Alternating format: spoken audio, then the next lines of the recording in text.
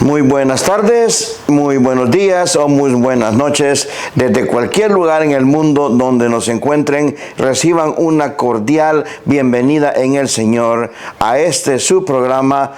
Ahí está el detalle. Programa católico desde la ciudad de Brisbane, Australia, para todo el mundo. Esta es una ocasión para nosotros muy importante en este día, por el cual hemos decidido grabar, no como nuestras grabaciones normales que hacemos una vez a la semana, pero ahora vamos a grabar este segundo programa porque han habido informaciones muy importantes desde el Vaticano. Estamos en este momento, hermanos, estudiando acerca de la guerra espiritual y ya comenzamos nuestro primer bloque hace 2 días, en el cual vimos lo importante que la palabra de Dios nos habla acerca de que tenemos que despertar. Tenemos como católicos cristianos que despertar a que hay una realidad en el mundo que no podemos evitar, porque ya sea que creamos o no creamos que el demonio existe, existe. Ya sea que creamos o no creamos que la guerra espiritual está sucediendo verdaderamente, ya que aunque creamos o no creamos que en esta vida estamos luchando contra los poderes espirituales y no poderes materiales, aunque no lo creamos, sí es lo que está pasando. Entonces, en este día vamos a hablar acerca de una victoria que nos da el Señor en su iglesia de este día por el Papa Francisco, que ha ratificado y ha ordenado cambios en el derecho canónico. El derecho canónico es, como decir, el conjunto de leyes que rigen a la iglesia, a través del cual se deben de regir de cualquier sacerdote, papa, obispo, cardenal, diácono e incluso nosotros también. Es el conjunto de reglas que nos habla acerca de los matrimonios, de cómo hacer la anulación de los matrimonios, etcétera, etcétera, etcétera. Es el conjunto de leyes que nos rigen a nosotros dentro de la iglesia. Entonces, desde que estaba el Papa Juan Pablo II, no se había hecho un estudio ni ninguna modificación para ponerlo al hilo, digámoslo así, de cómo está el ambiente y la sociedad en este momento en el mundo hasta ahora, que se ha estado trabajando en una revisión prácticamente acerca de ese derecho canónico, el cual ha sido presentado a Papa Francisco y él lo ha aprobado. ¿Por qué estamos muy contentos? Porque presentan 3 nuevas.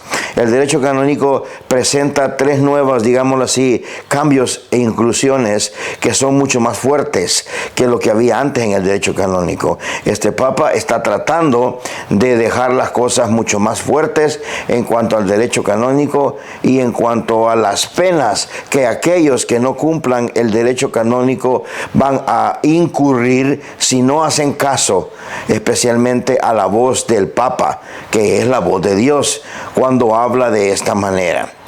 Entonces, el Papa acaba de aprobar una nueva constitución apostólica que se llama Pacite Gregem Dei, que fue aprobada hoy ya justo el 23 de mayo recién pasado, pero que ha sido lanzado ya al mundo entero. El Pacite Gregem Dei es con la que se reforma el libro 6 del Código de Derecho Canónico y es para, en el lenguaje latín, Pacite Gregem Dei es para que apacenten la grey de Dios. Eso es lo que significa, para los que apacentan la grey de Dios.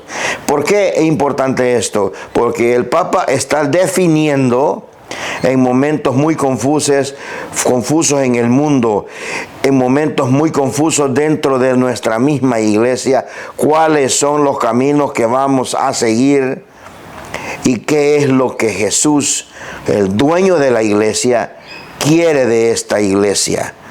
Recordemos lo que dijimos en el primer programa acerca de la iglesia. No es la dueña en sí misma, sino que son nada más los que cuidan del depósito de la fe.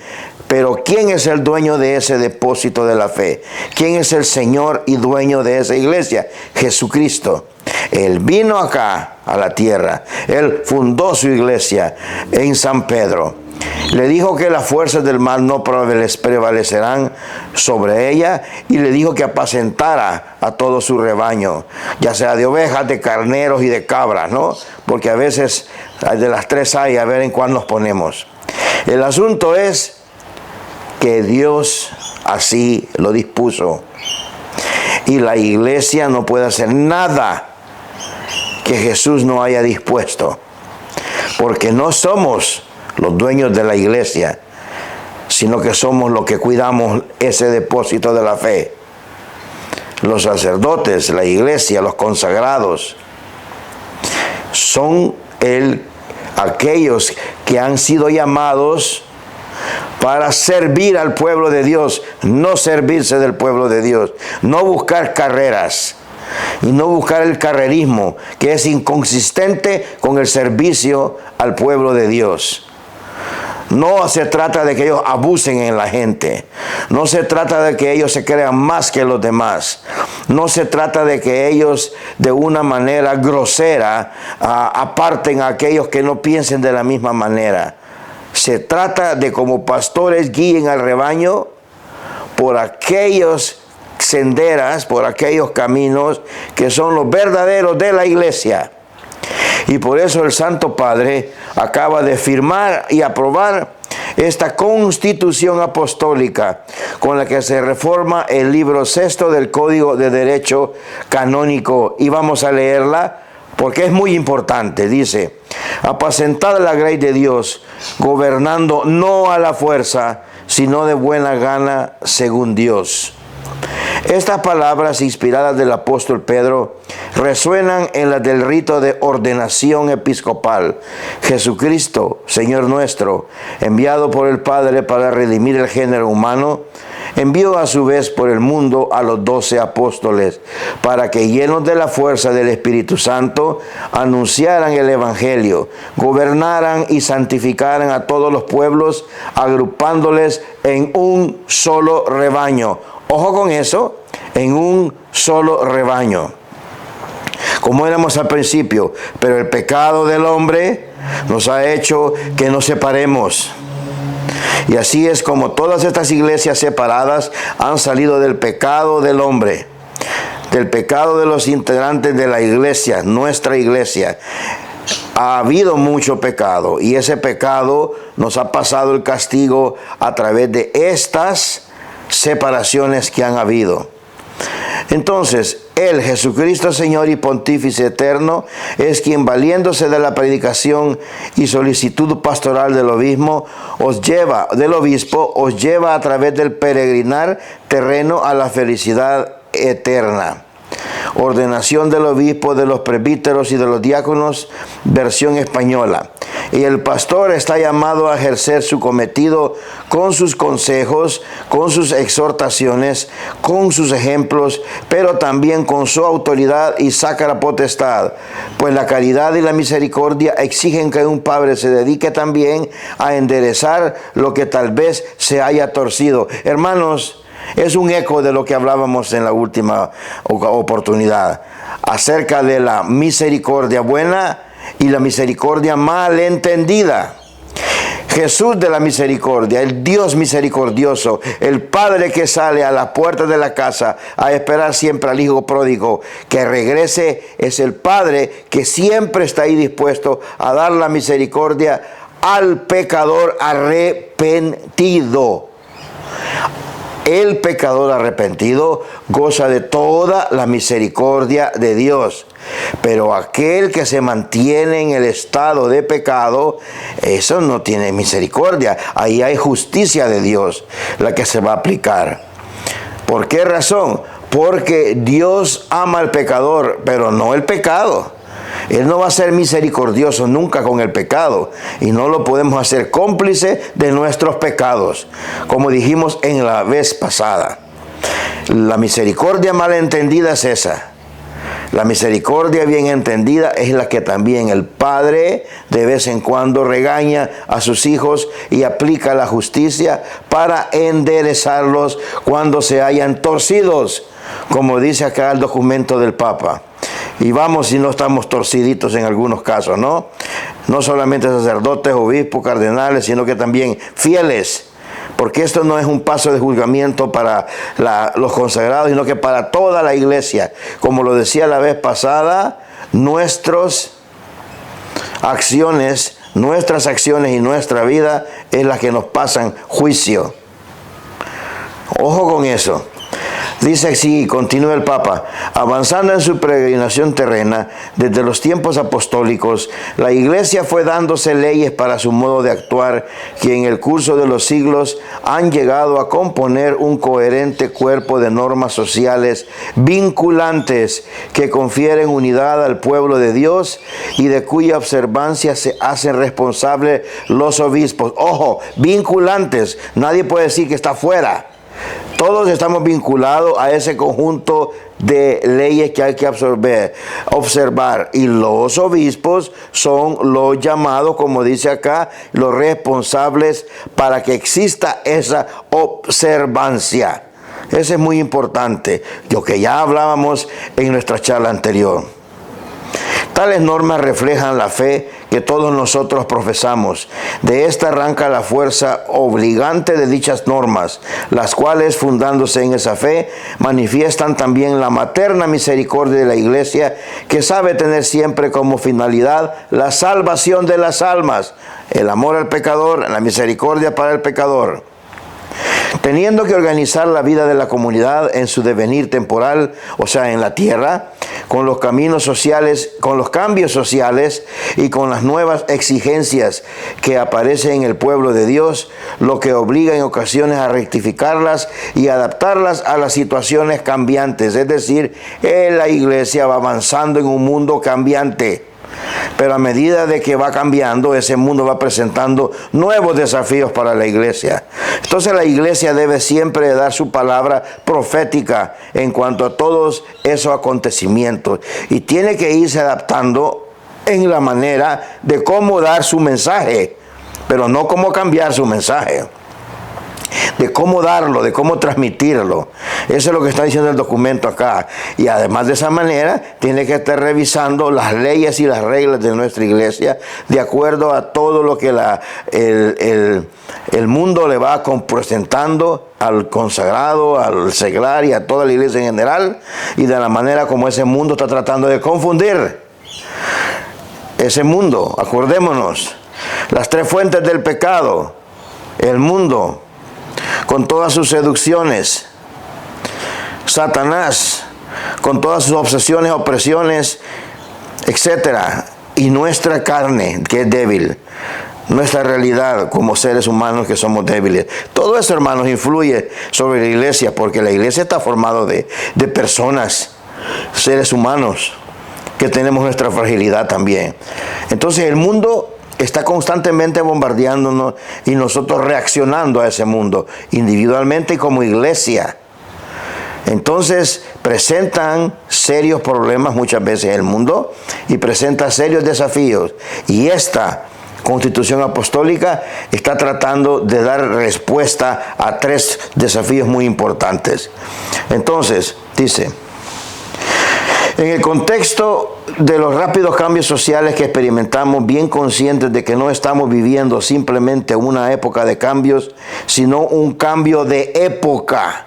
Esto es muy importante. Es un cambio de época porque todos los valores se están traslocando. Todo está cambiando en contra de lo que es la naturaleza de cómo Dios ha hecho las cosas y cómo las sociedades se han ido organizando a través de los cientos de años que tiene como civilización. Pero ahora todo se está traslocando. Por esta razón, dice, para responder nuevamente y adecuadamente a las exigencias de la iglesia en todo el mundo, resultaba evidente la necesidad de revisar también la disciplina penal, promulgada por San Juan Pablo II el 25 de enero del 83 con el Código de Derecho Canónico. Era necesario modificarla de modo que permitiera su empleo a los pastores como ágil instrumento saludable y correctivo y que pudiese ser usado a tiempo y con cáritas pastorales a fin de prevenir males mayores y de sanar las heridas causadas por la debilidad humana. Ojo con lo que estamos hablando, Entonces, es mejor tasar y sajar rápido por lo bueno y no esperar a que aquello se vuelva como un cáncer que va carcomiendo y va creciendo dentro de la iglesia. Por esta razón, nuestro venerado predecesor Benedicto XVI en el 2007 encomendó al Pontificio Consejo para los Textos Legislativos la tarea de emprender la revisión de la normativa penal contenida en el Código de 1983. Sobre la base de dicho encargo, el dicasterio se ha dedicado a analizar concretamente las nuevas exigencias, a identificar los límites y las carencias de la legislación vigente y a determinar posibles soluciones claras y sencillas. Este estudio se ha realizado en espíritu de colegialidad y de colaboración, solicitando la intervención de expertos y de pastores y confrontando las posibles soluciones con las exigencias y la cultura de las diversas iglesias locales. Redactando un primer borrador del nuevo libro sexto del Código de Derecho Canónico, fue enviado a todas las conferencias episcopales, a los dicasterios de la Curia Romana, a los superiores mayores de los institutos religiosos, a las facultades de Derecho Canónico y a otras instituciones eclesiásticas para recoger sus observaciones. Al mismo tiempo, fueron interpelados también numerosos canonistas y expertos de derecho penal de todo el mundo. Los resultados de esta primera consulta debidamente ordenada fueron después examinados por un grupo especial de expertos que modificó el texto del borrador de acuerdo con las sugerencias recibidas para luego someterlo nuevamente al examen de los consultores. Finalmente, tras sucesivas revisiones y estudios, el borrador final del nuevo texto se estudió en la sesión plenaria de los miembros del Pontificio Consejo para los Textos Legislativos en el mes de febrero del 2020. Realizadas luego las correcciones indicadas por la plenaria, el borrador del texto se transmitió al Romano Pontífice. Es decir, se ha preguntado a muchos expertos en el mundo.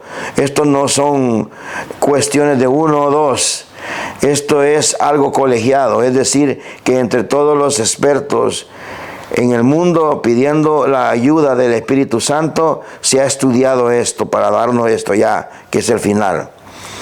Muchos han sido los daños que ocasionó en el pasado la falta de comprensión de la relación íntima que existe en la iglesia entre el ejercicio de la caridad y la actuación de la disciplina sancionatoria, siempre que las circunstancias y la justicia lo requieran. Ese modo de pensar, la experiencia lo enseña, conlleva el riesgo de temporizar con comportamientos contrarios a la disciplina, para los cuales el remedio no puede venir únicamente de exhortaciones o sugerencias.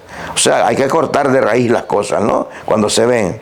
No hay que darle mucho lazo, hay que cortar las cosas cuando se ven. La negligencia del pastor en el empleo del sistema penal muestra que no está cumpliendo recta y fielmente con su función, tal como hemos señalado claramente en documentos recientes, como las cartas apostólicas en forma de motu propio, como una madre amorosa del 4 de junio del 2016 y Vos Extis Lux Mandi del 7 de mayo del 2019. Es decir, el Papa sabe que no todos los sacerdotes están haciendo las cosas bien, ni todos los obispos, Él no está engañándose a sí mismo. Es lo que decíamos la vez pasada en la charla, ¿no? La iglesia formada por seres humanos no está fuera de las realidades de los ataques del demonio. Creamos o no en el demonio, eso es irrelevante, porque el demonio sí existe. Nos lo dijo Jesucristo y es un dogma de fe. Bien, dice, Como hemos señalado, la sanción canónica tiene también una función de reparación y de saludable medicina, y busca sobre todo el bien del fiel, por lo que representa un medio positivo para la realización del reino, para construir la justicia en la comunidad de los fieles, llamados a la personal y común santificación. El texto dice, de modo particular, muchas de las novedades presentes responden a la exigencia cada vez más extensa dentro de las comunidades de ver restablecida la justicia y el orden que el delito ha quebrantado. Eso es lo que sucede. Hay mucho abuso. Y ese abuso ha causado mucha confusión en las comunidades cristianas, católicas. Ha causado mucha tristeza, ha causado que gente se vaya de la iglesia, ha causado que mucha gente sufra innecesariamente porque unos pastores, algunos o muchos pastores, no han sido capaces de ser fieles a su ordenación y no están actuando debidamente. Es por esa razón que la hora del pueblo, de los anahuines, como somos nosotros, el pueblo de Dios ha llegado para que también nosotros tomemos conciencia y que despertemos y nos demos cuenta de que como bautizados somos la iglesia y que tenemos tanta importancia y tanto derecho como cualquier ordenado. Y es por eso que no podemos dejar que nos abusen. No podemos dejar que aquellos que creen que ser clero, que ser obispo, sea una carrera y que están ellos acá y nosotros aquí. No, esas cuestiones medievales no deben de existir nunca más. Somos nosotros iguales como ellos. En lo único que diferenciamos es que ellos le dijeron que sí a Dios para servirnos. Y nosotros debemos de cuidar de eso, que ellos nos sirvan, acompañarlos con oraciones, pero también no permitir que ellos se sirvan del pueblo de Dios. La hora ha llegado para nosotros cristianos católicos. La hora ha llegado para que dejemos de ser simplemente alguien que va a sentarse en las bancas y amén con todo, a ser católicos activos, trabajando en nuestra misma iglesia junto al sacerdote, pero también haciendo ver las cosas que nosotros creemos que van mal. No más tirar las cosas debajo de la alfombra. No más guardar la suciedad debajo de la alfombra. Ojo con eso. No podemos permitir que Satanás siga empleando ese método en nuestra iglesia y en todas las iglesias cristianas. Entonces dice, teniendo en cuenta todo ello, con la presente constitución apostólica hemos revisado el texto con la esperanza de que resulte un instrumento para el bien de las almas y sus prescripciones, cuando sea necesario, sean puestas en práctica por los pastores con justicia y misericordia, conscientes de que forma parte de su ministerio, con el objeto de que todos puedan convenientemente informarse y conocer a fondo las disposiciones de que se trata. Establezco que cuanto hemos deliberado se promulgue con la publicación del Observatorio Romano y sea insertado luego en el comentario oficial Acta Apostólica Sedis, entrando en vigor el 8 de diciembre del 2021. Los cambios se van a saber hasta el 8 de diciembre, pero yo les voy a dar una primicia, porque ya lo sé, algunos cambios por algunos muy amigos sacerdotes lindos que tengo yo en el Vaticano. Con el objeto de que todos puedan convenientemente informarse y conocer estas disposiciones, establezco también que con la entrada en vigor del nuevo libro sexto, quede abrogado el vigente libro sexto del Código de Derecho Canónico del año 83, sin que obste en contrario con alguna cosa, dado en Roma junto a San Pedro en la solemnidad de Pentecostés, el 23 de mayo del 21, año noveno de nuestro pontificado. Ahora vamos a hablar un poco acerca de este flash que yo les digo, de qué es lo que son los cambios que han habido. Muy bien, el Papa está poniéndose más duro con respecto a estas tres cosas: a las penas canónicas para los que abusen de niños y también de personas adultas. No solamente que abusen de niños, sino que también de personas adultas. Ojo con eso. También está regulando los abusos clericales, el fraude y por todos lados está de una sola vez dándole con un hacha al punto de la ordenación de las mujeres. Tres puntos importantes, tres bastiones con el que Satanás ha estado atacando a la iglesia en los últimos tiempos. En esta situación, el Papa ha determinado, con respecto a la ordenación de las mujeres, ha determinado lo siguiente: que no se van a ordenar mujeres sacerdotisas. Y dice él que van a incurrir en excomunión los obispos que las ordenen, así como las mujeres ordenadas van a ser ipso facto excomunicadas. Y además ha dicho en esta nueva reforma del Código de Derecho Canónico que aquellos sacerdotes que sigan insistiendo en esto van a ser investigados y penalizados hasta con que les quiten el derecho de ejercer como sacerdotes y les eliminen y sean ya lo que se llama laicizados, es decir, como uno de nosotros, que ya no sean sacerdotes.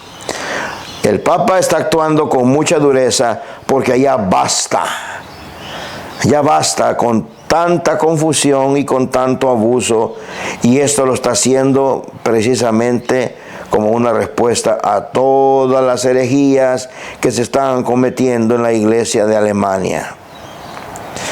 Es de orar mucho por el Papa, para que el Señor lo llene de fortaleza, para que siga cortando por lo bueno, para que siga de esta manera dándole razón de la fe a la comunidad de la iglesia global, que somos todos nosotros.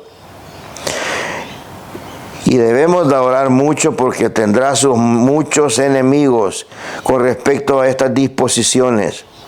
Las revisiones también que ha hecho, las han hecho debido a los grandes escándalos de los abusos de niños en los años, estos últimos años, que han aparecido por todo el mundo, especialmente los abusos de este ex cardenal americano, Teodoro McGarrick, quien abusó de su autoridad para forzar seminaristas a que durmieran con él y tuvieran relaciones sexuales. Y además de eso, cubrió todos sus delitos, echando a aquellos que él consideraba que no podían callar lo que él había hecho. Además de eso, difundió fraude dentro de la iglesia, así como muchos otros que trabajan en el Banco del Vaticano, donde se han descubierto muchos fraudes, de los cuales nuestro cardenal Pell ha sido una de las personas que ha tocado limpiar el Banco del Vaticano, y a través de eso recibió una gran persecución de parte incluso de cardenales dentro de la Iglesia Católica, que ya se saben y es público conocimiento de quién fue. Mandó grandes cantidades de dinero para que jueces corruptos aquí en Australia y con falso testigo le hicieran este juicio en que terminó él en la cárcel. Pero Dios lo levantó y lo sacó de la cárcel. Es muy lindo su testimonio, pero también es triste lo que le ha pasado a él por el abuso de los que han cometido fraude dentro del Vaticano para aprovecharse de toda aquella riqueza que es para el bien común, porque de ese banco sale mucho dinero para ayudar en las misiones, para ayudar a los pobres del mundo entero. No crean ustedes que ese dinero está ahí solamente para irlo y que se vaya haciendo cada vez más y más y más. No. Nuestra iglesia en el mundo tiene instituciones a través de las cuales ayudan mucho a los pobres en todos los países del mundo. Lo que pasa es que eso no lo escuchamos en los medios de comunicación. No escuchamos de los orfanatorios, no escuchamos de los hospitales para los pobres, no escuchamos de todos los que las atenciones que se hacen en la selva para aquellas personas que no pueden ir a estudiar, todos los colegios, escuelas que están bajo nuestra iglesia católica, el cuidado, regencia. No escuchamos acerca de todo el bien que se hace, sino que solo escuchamos cuando la iglesia comete algún pecado. Entonces, estas tres cosas que ya se las hago primicias, que van a salir el 8 de diciembre.